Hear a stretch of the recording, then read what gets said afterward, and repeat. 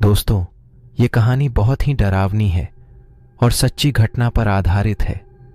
दोस्तों, इस कहानी को पूरा सुनें और चैनल को भी सब्सक्राइब कर लें ताकि ऐसा ही कहानी आप लोगों को मिलता रहे। तो चलिए कहानी शुरू करते हैं। एक गांव है जिसका नाम रामपुर है। उसी गांव के पास वाले जंगल में एक व्यक्ति अपने काम से घर की तरफ वापस आ रहा था। तभी अचानक वो तेज तेज रोने लगा और कहने लगा कि नहीं, तुम जिंदा हो या मर गई।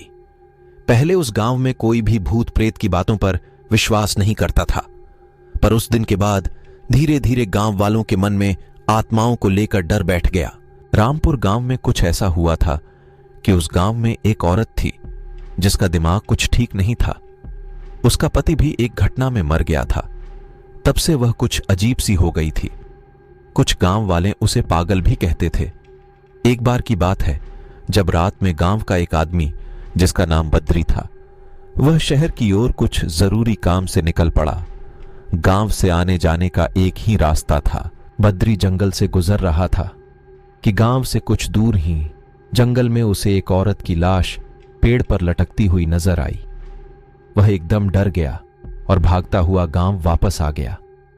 कुछ लोगों ने बद्री को इस तरह से भागते देख कहा, क्या हुआ बद्री, तुम तो अभी शहर के लिए निकले थे ना, फिर तुम भागते हुए वापस क्यों आ गए?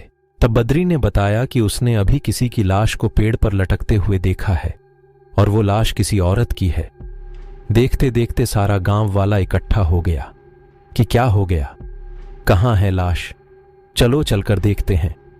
गांव वालों ने जब लाश को जाकर देखा तो वास्तव में किसी औरत की लाश पेड़ से लटकी हुई थी। कुछ लोगों ने कहा, इसे नीचे उतारो, इसका दाह संस्कार करते हैं। पर इतने में ही कुछ गांव वालों ने कहा कि अब इसका दाह संस्कार करने से कुछ नहीं होगा, और यदि इस लाश का दाह संस्कार गांव के अंदर किया गया तो इसकी आत्मा गांव के अंदर ही भटकती रहेगी।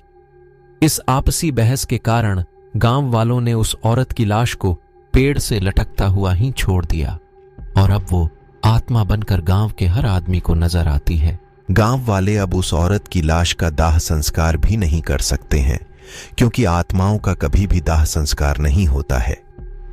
तो दोस्तों, ये कहानी आप लोगों को अच्छी लगी हो तो प्लीज कमेंट करके जरूर बताएं और साथ में चैनल को भी सब्सक्राइब कर लें ताकि ऐसे ही कहानी आप लोगों को मिलता रहे। धन्यवाद।